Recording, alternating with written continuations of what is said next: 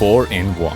Usually a rather meaningless marketing joke with the attempt to sell a product that already has the title of a shelf burner from the beginning instead of trying to become a sales hit. But don't worry, today I can reassure you, because here we get something for our rubies, this time even 4 times the fun. Ladies and gentlemen, I present the Great Fairies. Yes, that's right. The Great Fairies are also playable characters in Hyrule Warriors Age of Calamity and bring some exciting abilities to the battle that are definitely worth taking a closer look at. If you're one of those who couldn't get to grips with this 4-in-1 character, hold on, I'm sure I can show you what power is really behind it. Without wasting any more time, my name's Kay, thanks for tuning in, and now have fun with the Hyrule Warriors Age of Calamity character guide for the Great Fairies. And here a note on the side, sometimes I speak of several, sometimes only of one character. Don't blame me, the whole thing already has its certain complexity. But back to the topic, the Great Fairies have to be unlocked. Not like most characters just by playing the story, but by a small mission sequence. In Chapter 4, you will unlock 4 Great Fairy challenges, starting with offering help on the road. You will, upon successful completion, unlock the other 3. Once you've done all that, you'll unlock the final mission, and upon completion, the Great Fairies will join your team. Congratulations! But now let's move on to the bread and butter of combat mechanics, the weak attack rotation. Here the motto is slow but steady, or rather slow but heavy? Anyway, by pressing Y several times, you execute the fairy's sequence of blows. The first 2 attacks are a big slash to the left and right. With the third attack, and now we come to a special feature of the character, you hit the ground and change the fairy. More about that changing mechanic later. Attack number 4 is another slash to the left, and from attack number 5, we bring a portion of love into the game, and the fairies start to bring exploding hearts into the race. At first just 1, until the subsequent bombardment with nearly a dozen heart bombs. After successfully completing the combo, we change the active fairy again. You see, the attacks take some time to be executed and the fairies change randomly. This is important, regardless of which fairy is currently active, there can always come a different fairy after that. Fortunately, one thing is fixed. The horse fairy is not part of the game, which is probably good, it already gave me a feeling of utter terror and awkwardness in Breath of the Wild. Yes. But enough about oversized horse fairies jumping out of a pond. Now let's get to the detailed explanation of the unique action. As with most characters, you can execute them with the help of ZR. But the special thing here is that you use a different attack depending on the active fairy. In summary, this means at first glance you have not only 1, but 4 unique action attacks, which are also quite powerful, provided you know how to use them and what they do. Good that we are here, so let's jump in and try to pronounce the names of the fairies correctly and to describe them so everyone knows them and their moves. Let's start with Tera, the fairy with beige hair. She lets flowers sprout from the ground and thus causes area of effect, also known as AOE damage, and a large radius. Mija, fairy number 2 with purple hair, can also populate a large area with flowers that deal AOE damage to the enemy on the one hand, and on the other hand create a knockback barrier that only disappears when broken. That's right, if you don't get knocked back, this barrier stays upright, despite changing fairy and attack. A handy defense too.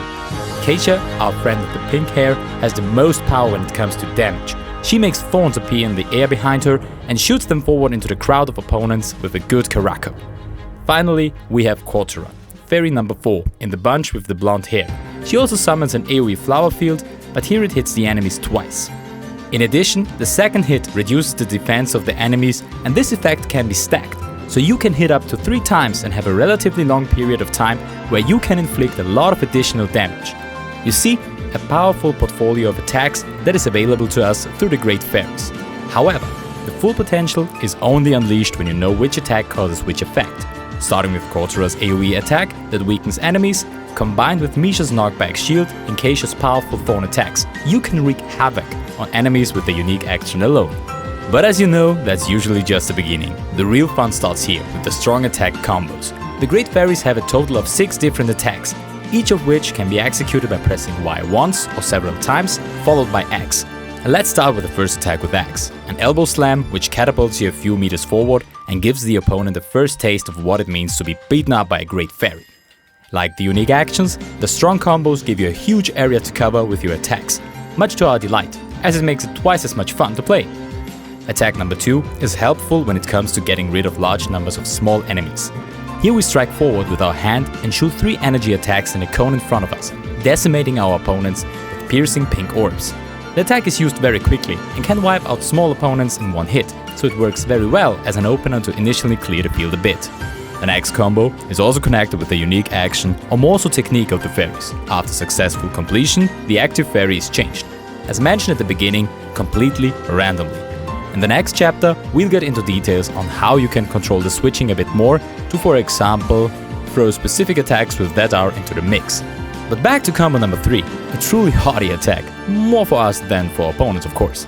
Together with another fairy, we form a heart and shoot it forward, similar to the weak attack rotation. The difference here is the speed and the subsequent explosion. A good attack to inflict damage on AOE over a longer distance. At this point, I would like to use an analogy I like to use when talking about the Great Fairies, because many attacks of the fairies seem to me as if the character has some resemblance to a tank. Breath of the Death is attack number 4 and sums up the move quite well. Your fairy remains stationary and sprays fairy dust of death around its axis, dealing damage to enemies near you over a period of time. Unlike the cone of energy blasts, here you can choose a longer and more flexible attack radius, but you are limited when it comes to distance. But going back to the analogy of a tank in stationary battle mode, causing chaos all around, I can't be the only one, right? And attack number 5 was straight popped by Kirby and effectively added to the attack repertoire. Thanks my pink friend, good influence coming from you. This move is also a partner combo attack, and after successful use, all small enemies and even boss opponents that suffer from the stasis effect, and this is really crazy, are pulled in and beaten up for a short time in the butt, mostly just so they can be spat out again defeated. And you've got to get that on the tip of your tongue. Even bosses that suffer from stasis effects, so you can suck in an entire group of enemies just once and have a few seconds of breather to plan the next moves. And the cherry on top, this is also a great attack to reduce the weak point gauge. After using it, you will change the fairy here as well. And to round out the tank analogy, this is now the mode from The Incredibles as the mole gets into the race. Okay, too many references to other franchises, mea culpa. But nevertheless, in this attack we disappear into our little pond and can move so quickly across the battlefield. Up to 6 times we can press Y to perform a strike from the ground. We attack with a different fairy each time, and with the help of the attack, we can also expose the weak point gauge of enemies. Works on almost all except of Vitalis or a Hinox, for example. Due to the damage to the weak point gauge, a great move to weaken large enemies and make life hell for many small ones. How a great tank fares. Large area attacks combined with melee and ranged options. And please don't forget, these attacks also benefit from the unique action effects. So if you can weaken your enemies 3 times, you will be able to wreak even more havoc with your combo attacks. After the combos, we now roll into the next chapter. Dash, aerial and rune attacks. Of course, these can't be overlooked either, and we take a look together at what the fairies have to offer here. Let's start with the dashes. They have another useful feature that I've already mentioned. As soon as it should come to a fairy change, you can cancel the change by pressing B, and if you have timed it right, still use the attack, which would have worked only together with another fairy. This technique requires some practice, but can be helpful if you want to perform a combo and then still want to bring, for example, Kaysa's thorns into play for even more damage. You also have 2 dash attacks here. One with Axe from the sprint, which keeps the momentum, and where you strike from your pod, or the one with Y, where it causes an explosion. Both attacks also change your fairy, but for the conscious use I recommend the attack with Axe, because here you can get a different fairy in the pod after each blow, you just don't see it at the beginning, and this move can be executed faster than the one with the explosion. So even here you can vary and practice how you can use the attack to send your favorite fairy into battle. The aerial attacks are probably the least innovative in the whole concept of the Great Fairies. Once you're in the air, you can either use Y to deliver 3 weaker attacks to the ground, or X to deliver 1 big attack. That's it.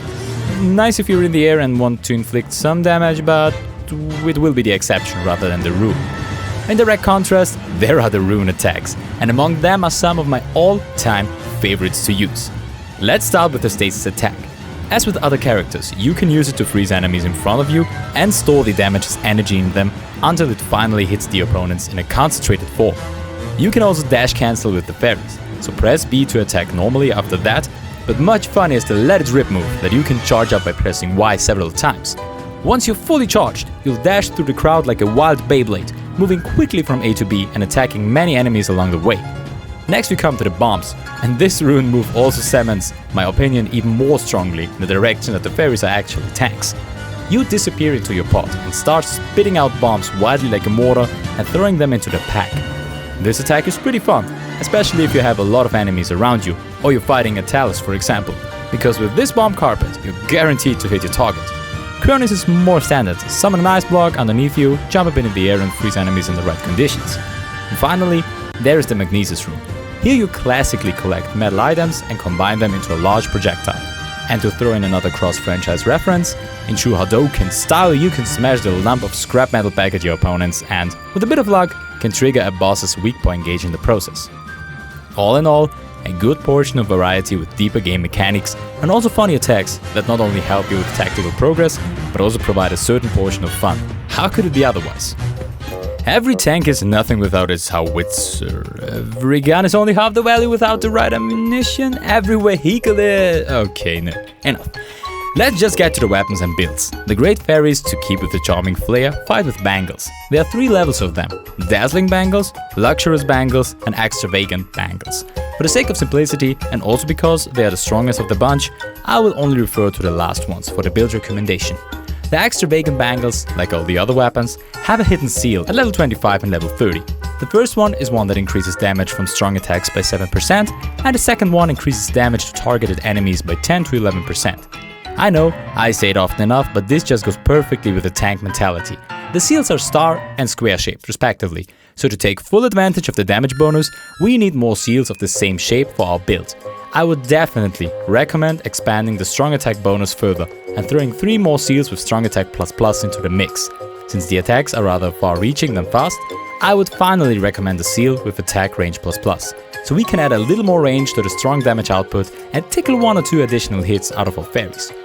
As you can see, slow but heavy is also true here. With the help of the strong attacks, you can inflict enormous damage, not only with the help of AOE, but also with a few more direct hits, and keep the enemies at bay a bit. The downside to this technique is that as soon as you get hit, you cancel the current attack, which can be frustrating with the Great Fairies, especially with long combo chains. Our great tank fairies. They started the video as characters where you didn't quite know where to classify them up to this point where we realized that they were the destruction machines of love. How touching. But to sum up our 4 stars, I too didn't quite know where to classify them at first, but then quickly saw where the potential was by trying and using their respective moves. The diversity alone, when it comes to the unique action, brings more complexity into the game than with many other characters. I can only recommend that if you haven't already done so, you unlock them and experiment on your own. It's also a lot of fun to take on the battlefields of Hyrule Warriors, Age of Calamity, with such great characters. And you know what else is fun? Adding a subscription and supporting the video with your like, so that YouTube finally understands that these videos are not as bad as my grandmother always thinks. And I know, I've been off the radar for a long time and I've been struggling for some time now to get some momentum back on the channel. But without knowing what the future will bring, there are a few games I really want to cover, so stay tuned. Maybe in the future videos that will hopefully come more often again, I'll try, I promise. There will be more that will help you learn something new or just have fun. With these words, there is not much left to say. Stay healthy, look forward to new content. My name's Kay and see you soon. Thanks for being there.